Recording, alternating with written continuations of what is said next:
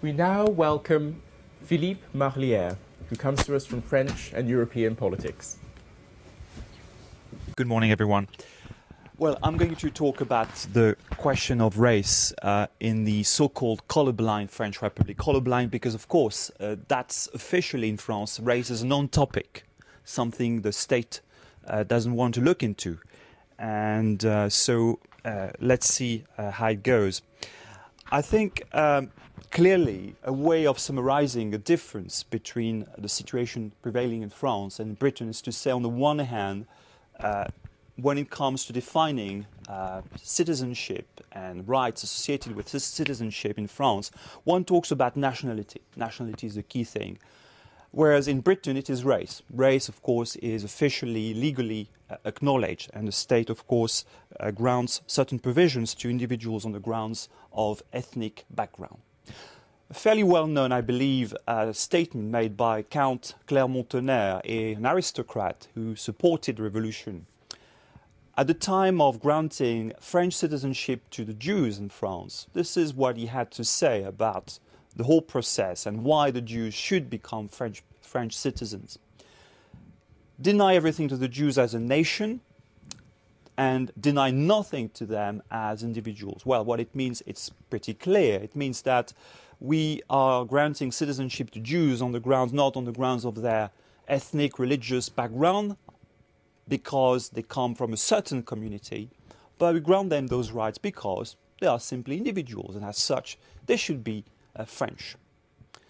So I think the key thing to remember, and of course I can't do justice to a broad and complex subject, but it's to say that in fact in France, French citizenship makes no distinction on ethno-racial lines in the public sphere. You know, it isn't for the state to know about the ethnic or racial background of his or her citizens. The assumption is that within the public sphere, individuals, citizenship will flourish. Everyone should be put on the par, treated equally, and as such, citizenship's rights will be acknowledged for all.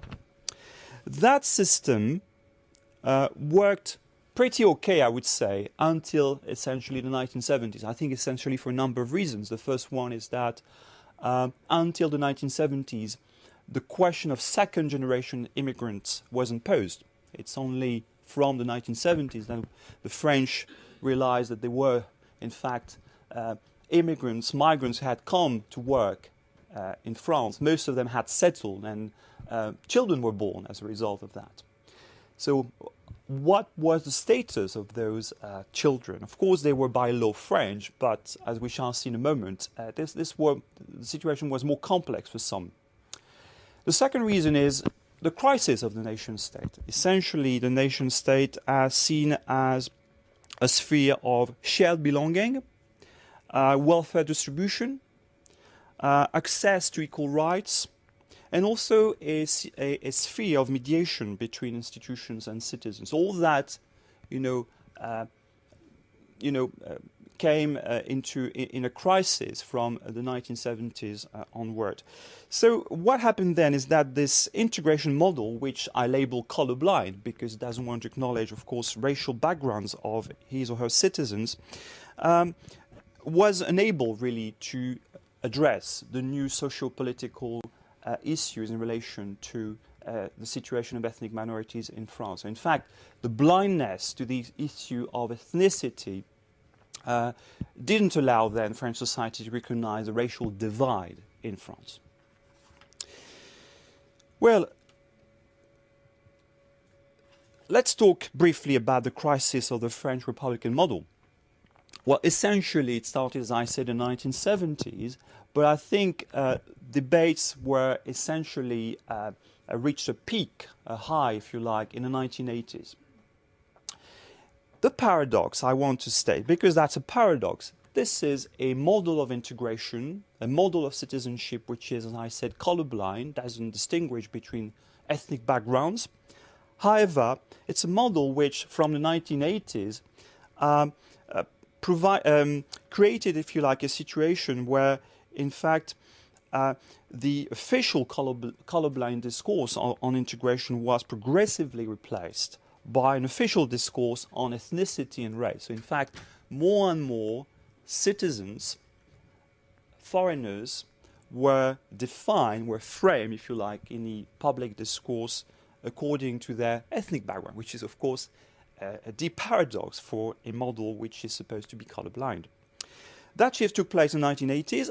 However, the first years of that decade were quite promising, if you like, for those who believe that, in fact, the issue of race is essential and distinctions ought to be taken into account, essentially due to a political event, the election of a socialist president, the first one under the Fifth Republic, François Mitterrand, who, broadly speaking, was sympathetic to the new anti-racist movements which were developing in France at the time, notably close to the governing party SOS Racisme and also France Plus.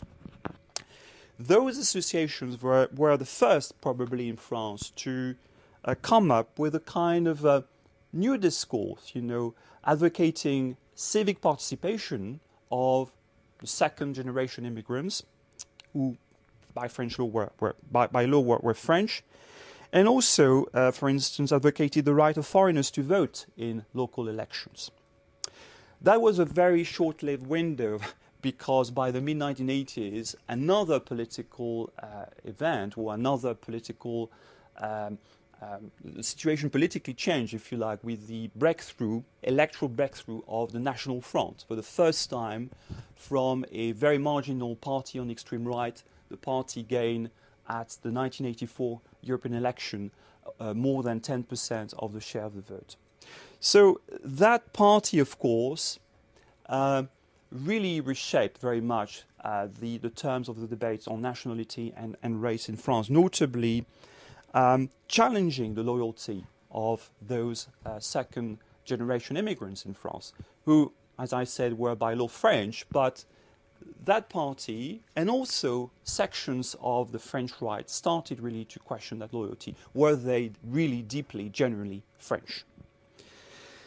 I skip that decade to get to the 1990s, where clearly, more and more so, in the public debate, I should also mention, a very important, a turning point probably, yes, 1986, the right came back to power and changed the nationality law, making it more difficult for youngsters born to foreign parents in France, on French soil, to become French. Normally, before that law, at the age of 18, automatically, if you were born on French soil to foreign parents, you received French nationality. That was changed to the situation was different after that.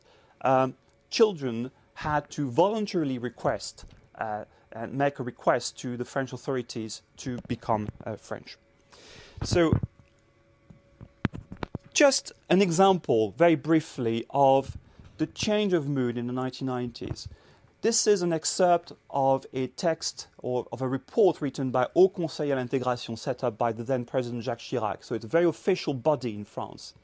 And if you read it, I don't have time to really read it out, but it clearly shows that more and more from the 1990s, there is an explicit racial framing, of foreign populations.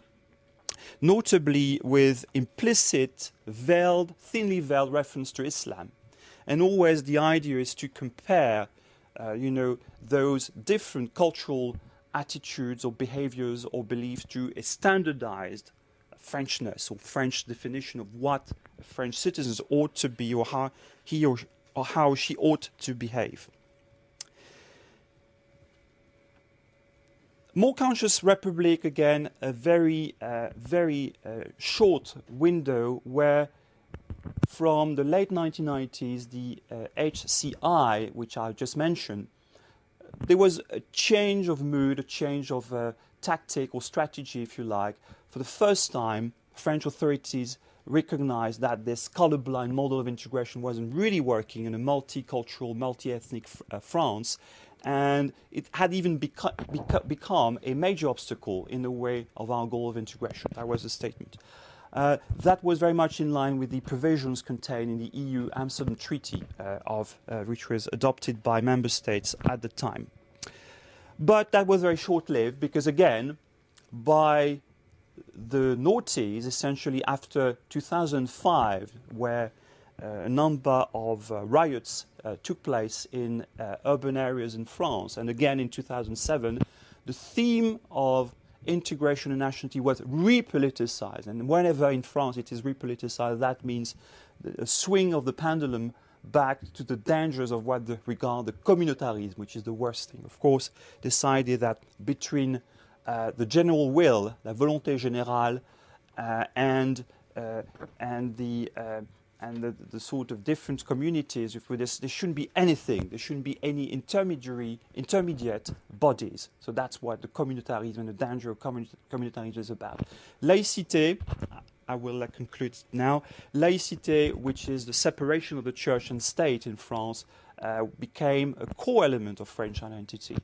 That led to the law that you probably have heard about, which is a 2004 law banning conspicuous religious signs in school, seen by many commentators, in fact, as a ban on the headscarf in school. So, to conclude, I would say that the colorblind conception of French citizenship is indeed fairly inadequate for the analysis of immigrant integration in France. What's more, the critique of the failure of immigrant integration, that is, you have to conform to a certain standard of Frenchness or definition of French citizenship, has in fact paradoxically justified the racialization of the terms of the debate on integration, on French citizenship. Thank you.